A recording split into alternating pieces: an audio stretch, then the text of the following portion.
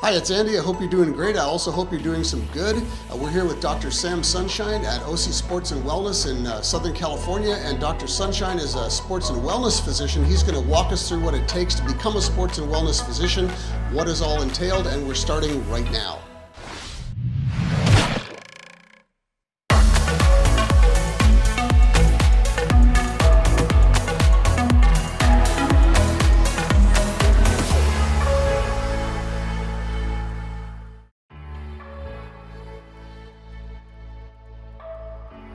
My name is Dr. Sam Sunshine. I'm a primary care, family, and sports medicine doctor. Most people think of doctor as a medical doctor, but there's a lot of different types of doctors. You could be a doctor of English, you could be a doctor of physics. I'm a medical doctor. To be a medical doctor does require a lot of determination and persistence. The schooling is long, but it's very rewarding. And about halfway through the schooling, you are seeing patients. And that's what most students of medicine enjoy, is being able to be involved in somebody's life and help them through a difficult time. And that's what I like about being a doctor. And most people, when they are interviewed, who are medical doctors, cite that helping others is the #1 reason they go into medicine. We know that the body is a very complex organism, and we know that all the cells in our body communicate with each other. So the food we eat has an impact on our mood. A lot of people don't think about that. Or the stress that we have in our life can impact our mood or our digestion or our heartbeat. And I think it's important as we learn about the breadth of medicine and how the human body works, that we understand these communication pathways and how organs, and when I mean organs like the brain, the digestive tract, the heart, how it all communicates with one another simultaneously 24 hours a day. So it's very fascinating.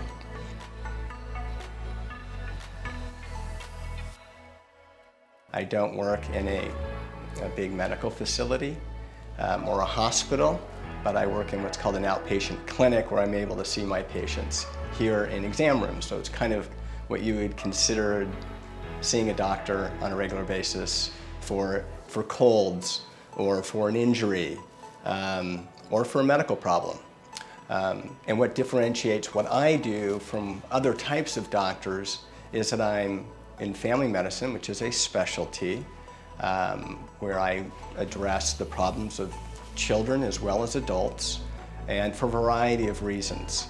I practice more integrative medicine, so I look at lifestyle choices and how those affect someone's health.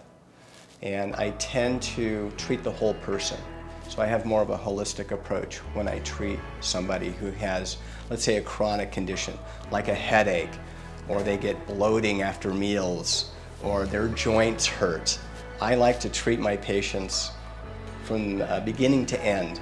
I find with that holistic integrative approach, I'm able to help people understand what they need to do to improve their knee pain, their gut health, their headaches, for instance, and how a lot of these conditions are interrelated. That a lot of times by changing diet, reducing stress, improving sleep habits, getting people to exercise, a lot of these symptoms will oftentimes just go away.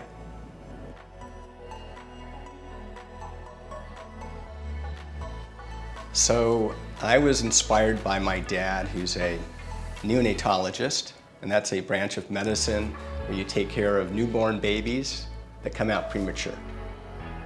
And that really inspired me to go into medicine, to be able to help people in a very personal way.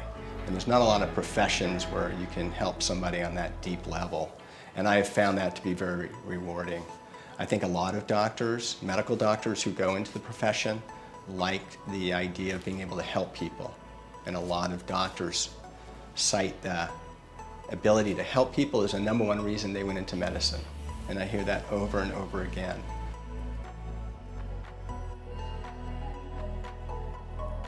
A lot of the public looks at medical doctors as being very wealthy, driving exotic cars, living in these big homes.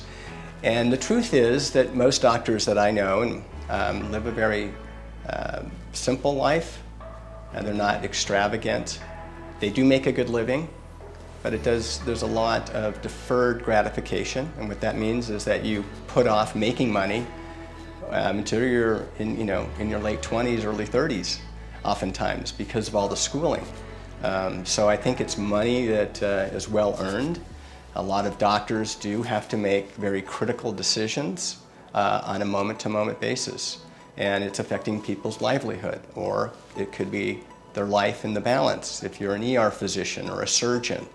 And every day is very different. So when I look at my schedule in the morning, one minute I can be treating somebody who has cut themselves, the next minute I'm performing a joint injection, the next minute we're treating somebody for hormone replacement therapy. I try to educate patients because I want them to realize they'll be the doctors of the future.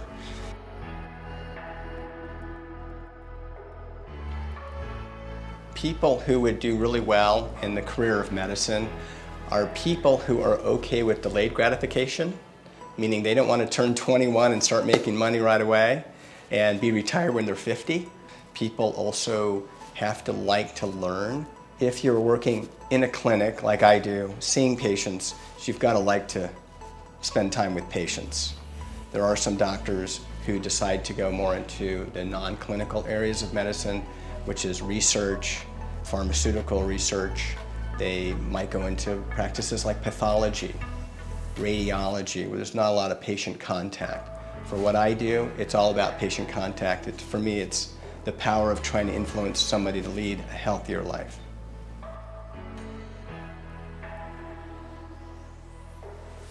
So the people who I would advise not going into medicine are people who really aren't dedicated to their craft. You have to be passionate about learning. You have to be passionate about wanting to help people. You've got to be passionate about wanting to make a difference. You've got to have determination. I mean, to get through the training does take determination. You need to be able to get along with people as well. There is a lot of diversity, and it can be high stress. So you've got to be able to handle stressful situations.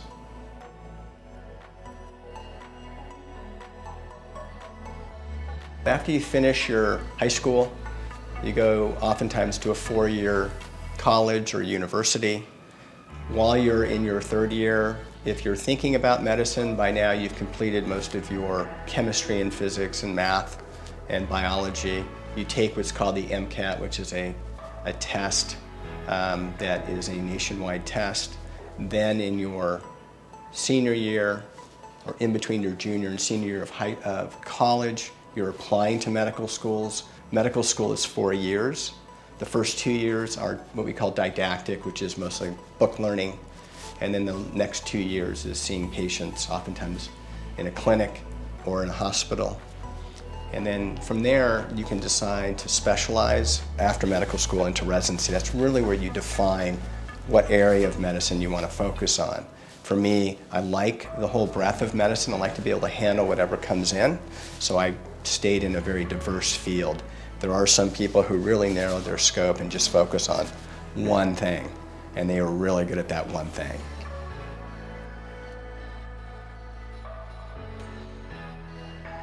The average doctor nationwide probably makes around $200,000 to $300,000 a year. I don't like the phrase, but I think every penny is earned in medicine.